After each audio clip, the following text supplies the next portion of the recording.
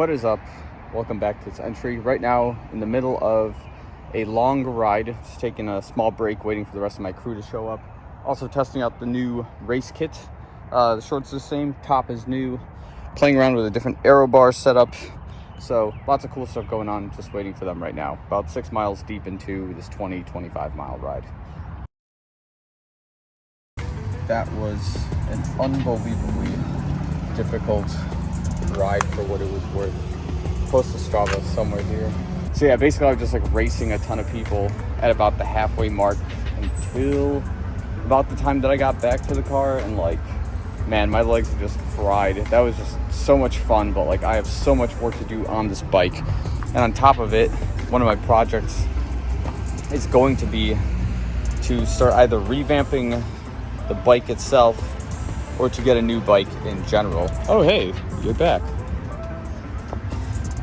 But basically, yeah, that's what's up. It's the post-ride Raising Cane's and gift card from last week's race. Nice. It literally hits the spots so hard I can't even. Alright, dinner is done, all showered.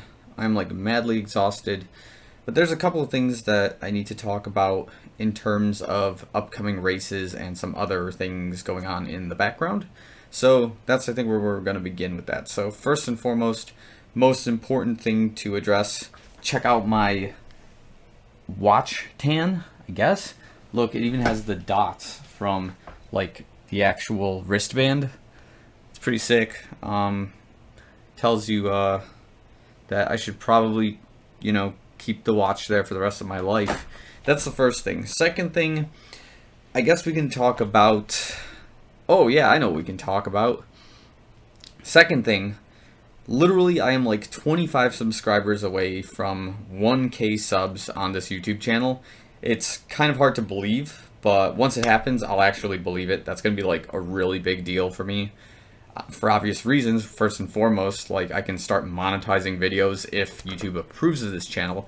I don't see why they wouldn't. I don't make crude jokes all the time, but obviously it's going to be something cool once we get there. So there's still plenty of shoe reviews to go along, lots of daily vlogs and things like that. So yeah, let's get that number in the right place. So there's two major things that I want to discuss, and they both kind of revolve around one another. So first things first is I announced earlier, maybe a month or two back, that I would be doing the New York Triathlon. And I was signed up for it. I'm ready to go for it. But we're a month out from the race, and I've decided under two major circumstances, there's a third one in there that's a little more personal I don't want to talk about, that these two major reasons are the reason I have deferred for the 2022 race. The first piece is that I'm not feeling good about my swim or my bike right now. And now we are a month out from the race, and usually I grind for like the last 3 weeks before race day because, I like a good challenge like that, and I would be totally down to do it. But there's a couple of other things. That's why like reason number 2 is also on the board, which is that New York itself is kind of a logistical and kind of a nightmare onto my wallet right now because of something else that's going on. So we'll break these both down as we go along, and you'll see why the whole thing makes sense. It's not like I'm even mad that I've deferred for next year. It's just I'm looking at the bigger picture here, and at this particular point in time in my life, I kind of need this month to kind of get certain things figured out. So first things first, of course, in regards to my swim and my bike, this is what my triathlon training has looked like during the lockdown, and now that we're like, I guess Chicago is like officially pretty open right now, this is what the training's looking like. I run 7 days a week. I bike about 6 to 7. Right now, I'm trying to go bike outside more than sitting on Zwift because the results are obviously a little bit different, but the experience riding on the bike also not the same, but it still kind of works the same muscles, so I guess it still counts. And then I'm only swimming about 2 to 3 days a week, and that is not good.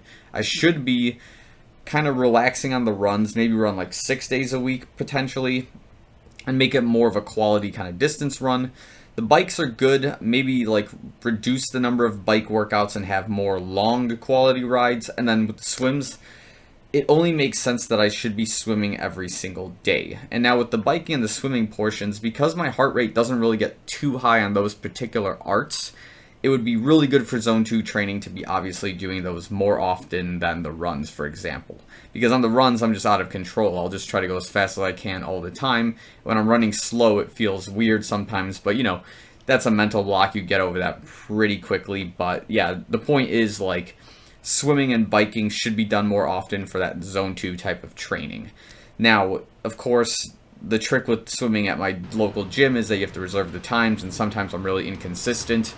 But that's not like an excuse or anything. I can always figure that out. But my problem is, in 2019, there was a feel I had in the water that I'm not experiencing right now. And it's particularly with like my freestyle stroke.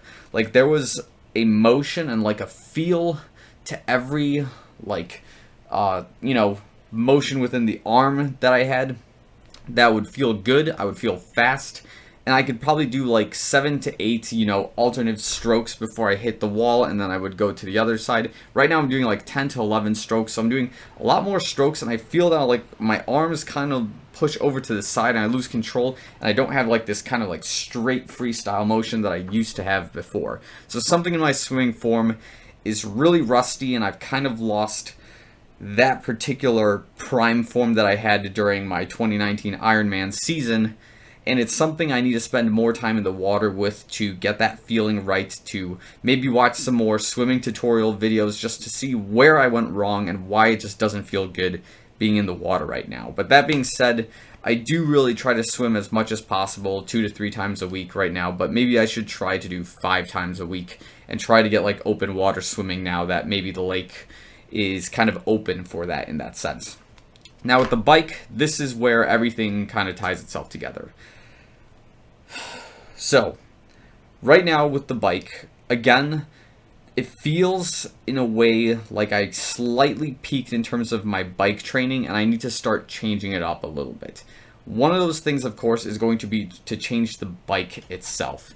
And this is probably where everything's like, I see what's going on. Because to spend a week in New York, or even like 3-4 days in like a hotel or something downtown New York next to a race course, is about $350 a night.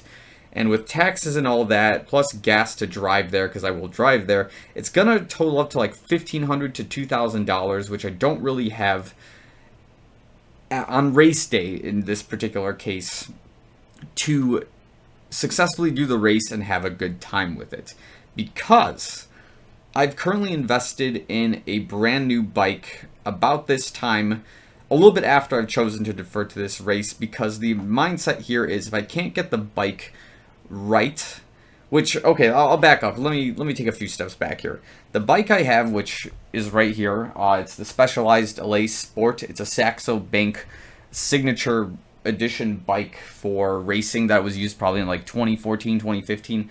And the trick with it is that despite it being a really good road bike, it's not the best race bike that's available on the market. I've had this bike for about 5-6 years now since I started taking the sport of triathlon a little bit more seriously, and basically it's time for an upgrade because the LA Sport is a pretty good road bike model, but it's like a standard. It's not like something that's an aggressive speed type of bike as far as I'm aware.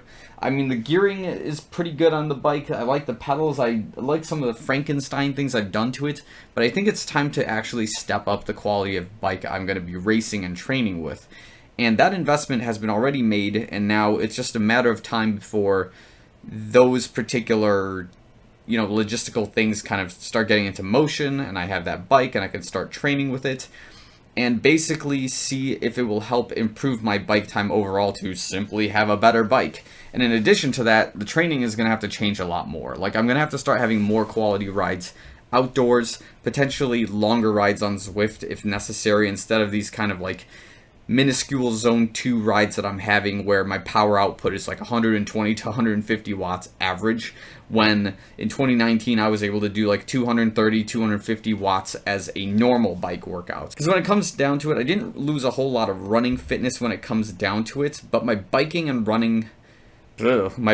swimming has definitely suffered since obviously 2020 and, lockdowns and things like that. And I don't know if I should blame myself for it, if there was any other potential option I could have had at the time, but it is what it is. And I'm sure a lot of others might be suffering the same thing when races are now picking up and there's still a minor amount of uncertainty going on, that like the training that we would have built up for like 6 to 8 months is just kind of not all there. So yeah, basically I will be looking for the logistics for New York 2022 well in advance before next year's race day. I will have a new bike by then, like well before then, like probably within the next month or so, depending on shipping and all that. And hopefully I can figure out what's going on with my swim and kind of just readjust my triathlon training schedule, because I do have the Chicago Triathlon, the Chicago Relay Triathlon the day before that, and I still do have Ironman 70.3 Wisconsin in my scopes, and I have plenty of time to figure everything out for those 3 races. So that being said, that's kind of where I'm going to end this entry. So I'm not sad that I'm not doing the New York Triathlon. There was still a ton of uncertainty with it that was kind of up in the air, and I'm kind of glad that I'm pushing it to 2022. So it gives me a little bit of more breathing room to get some of my racing pressures figured out and establish a more secure baseline for that particular training, whether it be with the swim, bike, and the run in tandem.